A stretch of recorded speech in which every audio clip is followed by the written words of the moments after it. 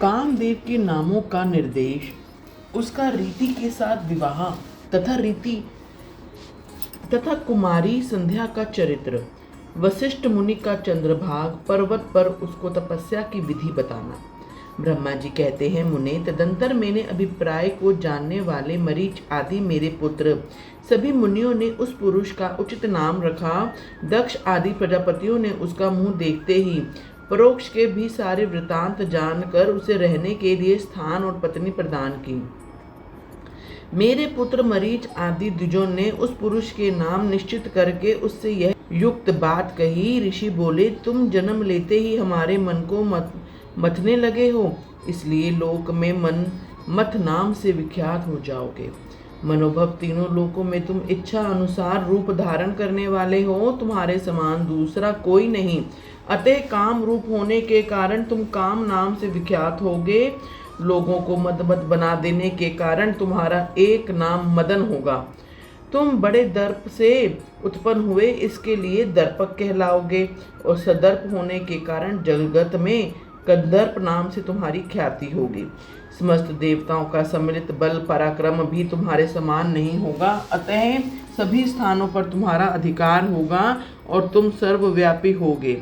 जो आदि प्रजापति हैं वे ही ये पुरुषों में श्रेष्ठ दक्ष तुम्हारी इच्छा के अनुरूप पत्नी स्वयं देंगे, वह तुम्हारी कामनी होगी।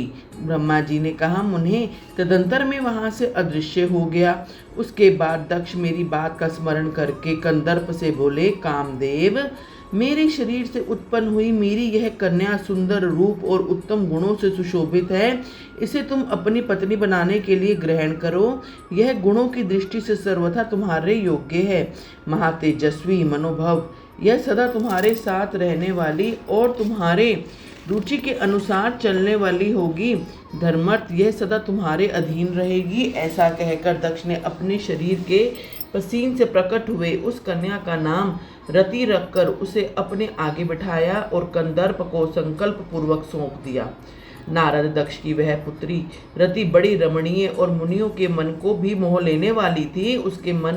उसके साथ विवाह करके कामदेव को भी बड़ी प्रसन्नता हुई। अपनी रति नामक सुंदरी स्त्री को देखकर उसके हाव भाव आदि से अनुरंजित हो कामदेव मोहित हो गया। तात उस समय बड़ा भारी उत्सव होने लगा जो सबके सुख को बढ़ाने वाला था। प्रजापति दक्ष इस बात को सोचकर बड़े प्रसन्न थे कि मेरी पुत्री इस विवाह से सुखी है। कामदेव को भी बड़ा सुख मिला, उसके सारे दुख दूर हो गए। दक्ष कन्या रति भी कामदेव को पाकर बहुत प्रसन्न हुई। जैसे संध्या काल में मनोहारिणी विद्युन्मालक माला के साथ मेघ शोभा देते हैं, उसी प्रकार रति के साथ प्रिय वचन बोलने वाला कामदेव बड़ी शोभा पा रहा था। इस प्रकार रति के प्रति भारी मोह से युक्त रतिपति कामदेव ने उसे उसी तरह अपने हृदय में सिंहासन पर बिठाया जैसे योगी पुरुष योग विद्या को हृदय में धारण करता है।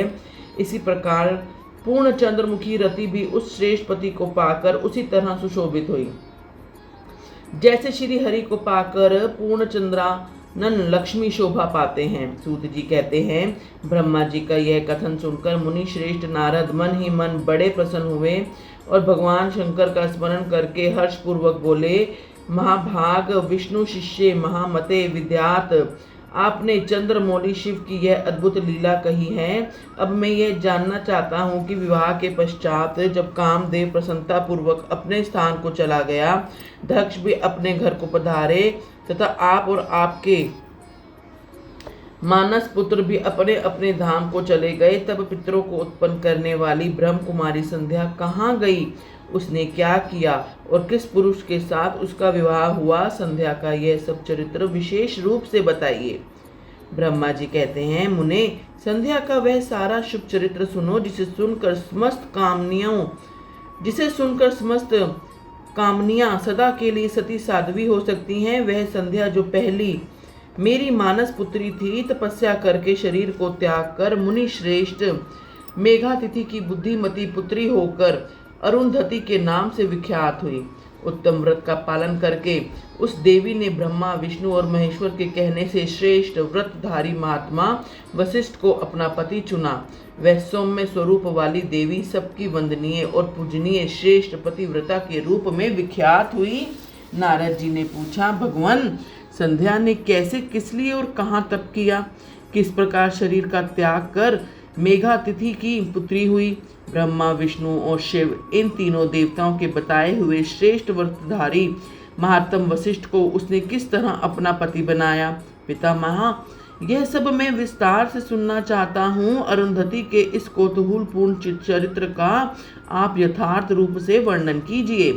ब्रह्मा जी कहते हैं, मुने, संध्या के मन में एक बार सकाम भाव आ गया था, इसलिए उसे साध्वी ने यह निश्चय किया कि वैदिक मार्ग के अनुसार मैं अग्नि में अपने इस शरीर की आहुति दूंगी। आज से इस भूतल पर कोई भी देहधारी उत्पन्न होते ही काम भाव से युक्त ना हो, इसके लिए मैं कठोर तपस्या करके मर्यादा स्थापित करूंगी।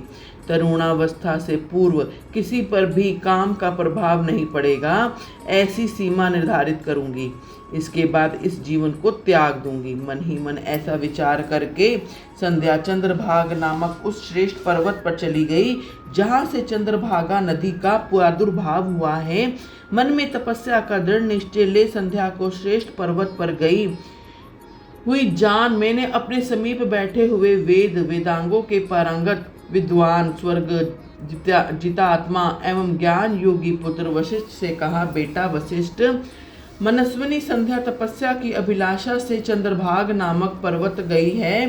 तुम जाओ और उसे विधि पूर्वक दीक्षा दो। तात यह तपस्या के भाव को नहीं जानती, इसलिए जिस तरह से तुम्हारे यथोचित उपदेश से उसे अभिष्ट लक्ष्य की प्राप्ति हो सके वैसा प्रयत्न करो। नारद, मैंने दया पूर्वक जब वशिष्ठ को इस प्रकार आज्ञा दी, तब वे जो आज्ञा कहकर एक तेजस्वी ब्रह्मचारी के रूप में संध्या के पास गए। चंद्रभाग पर्वत पर एक देव सरोवर है जो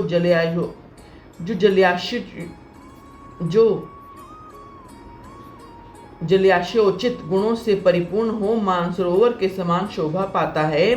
वशिष्ठ ने उस सरोवर को देखा और उसके तट पर बैठी हुई संध्या पर भी दृष्टिपात किया। कमलों से प्रकाशित होने वाला वह सरोवर तट पर बैठी हुई संध्या से उपलक्षित हो उसी तरह सुशोभित हो रही थी, जैसा प्रदोष काल में उदित हुए चंद्रमा और नक्षत्रों से युक्त आकाश शोभा पाता है। सुंदर भाव वाली संध्या को वहां बैठी देख मुनि ने कौतूहल पूर्वक उस ब्रह्मलित नाम वाले सरोवर को अच्छी तरह देखा। उसी प्रकार बुध पर्वत के शिखर से दक्षिण समुद्र की ओर जाती हुई चंद्रभागा नदी का भी उन्होंने दर्शन किया। जैसे गंगा हिमालय से निकलकर समुद्र की ओर जाती है, उसी प्रकार चंद्रभागा के पश्चिम शिखर का भेदन करके वह नदी समुद्र ओर की ओर जा रही थी। उस चंद्रभाग पर्वत बृहलोहित सरोवर के किनारे बैठी हुई संध्या को देखकर वशिष्ठ जी ने आदर पूर्वक कहा। वशिष्ठ जी बोले, भद्रे, तुम इस निर्जन पर्वत किस लिए आई हो, किसकी पुत्री हो और तुमने कहाँ यहाँ क्या करने का विचार किया है? मैं ये सब सुनना चाहता हूँ। यदि छिपाने योग्य बात ना हो तो बताओ। महात्मा वशिष्ठ की यह बात सुनकर संध्या ने उन महात्मा की ओर देखा। वे अपने तेज से प्रज्वलित अग्नि के समान प्रकाशित हो रहे थे। उन्हें देखकर ऐसा जान पड़ता था मानो ब्रह्मचर्य देह धारण करके आ गया हो। वह मस्तक पर जटा धारण किए बड़ी शोभा पा रहे थे। संध्या ने उस तपोधन को आदर पूर्वक प्रणाम करके कहा। संध्या बोली, ब्राह्मण, मैं ब्रह्मा जी की पुत्री हूँ, मेरा नाम संध्या है और मैं तपस्या करने के लिए इस निर्जन पर्वत पर आई हूँ। यदि मुझे उपदेश देना आपको उचित जान पड़े तो आप मुझे तपस्या की विधि बताएं। मैं यही करना चाहती हूँ, दूसरी कोई भी गोपनीय बात नहीं है। मैं तपस्या के भाव को, उसके करने के नियम को बिना जाने ही तपोवन में आ गई हूँ, इसलिए चिंता से सूखी जा रही हूँ और मेरा हृदय कांपता है। संध्या की बात सुनकर ब्रह्मवेताओं में श्रेष्ठ वशिष्ठ जी ने जो स्वयं कार्यों के ज्ञाता थे उससे दूसरी कोई बात नहीं पूछी। वह मन ही मन तपस्या का निश्चय कर चुकी थी और उसके लिए अत्यंत उद्यमशील थी। उस समय वशिष्ठ ने मन से भक्तल भगवान शंकर का स्मरण करके इस प्रकार कहा। वशिष्ठ जी बोले, शुभानने, जो सबसे महान उत्कृष्ट तेज है, जो उत्तम और महान तप है तथा जो सबके परमाध्य परमात्मा हैं, उन भगवान शंभु को तुम हृदय में धारण करो, जो अकेले ही धर्म, अर्थ, काम और मोक्ष के आदि कारण हैं। उन त्रिलोकी के अधिष्ठा अद्वितीय पुरुषोत्तम शिव का भजन करो। आगे बताए जाने वाले मंत्र से देवेश्वर शंभु की आराधना करो, उससे तुम्हें सब कुछ मिल जाएगा, इसमें संशय नहीं है। ओम नमः शंकराय, ओम नमः शंकराय, ओम। इस मंत्र का निरंतर जप करते हुए मौन तपस्या आरंभ करो और जो मैं नियम बताता हूँ उन्हें सुनो। तुम्हें मौन रहकर ही स्नान करना होगा। मनोलांबन पूर्वक ही महादेव जी की पूजा करनी होगी। प्रथम 2 बार छठे समय में तुम केवल जल का पूर्ण आहार कर सकती हो। जब तीसरी बार छठा समय आए तब केवल उपवास किया करो। इस तरह तपस्या की समाप्ति तक छठे काल में जलाहार एवं उपवास की क्रिया होती रहेगी। देवी, इस प्रकार की जाने वाली मौन तपस्या ब्रह्मचार्य का फल देने वाली तथा संपूर्ण अभिष्ट मनोरथों को पूर्ण करने वाली होती है। यह सत्य है, इसमें कोई संशय नहीं है। अपने चित्त में ऐसा शुभ उद्देश्य लेकर इच्छा अनुसार शंकर जी का चिंतन करो। वे प्रसन्न होने पर तुम्हें अवश्य ही अभिष्ट फल प्रदान करेंगे। इस तरह संध्या को तपस्या करने की विधि का उपदेश दे मुनिवर वशिष्ठ यथोचित रूप से उसे विदा ली और वहीं पर अंतर ध्यान हो गए। इस प्रकार रुद्र संहिता द्वितीय खंड का अध्याय 3 और 4 संपूर्ण हुआ।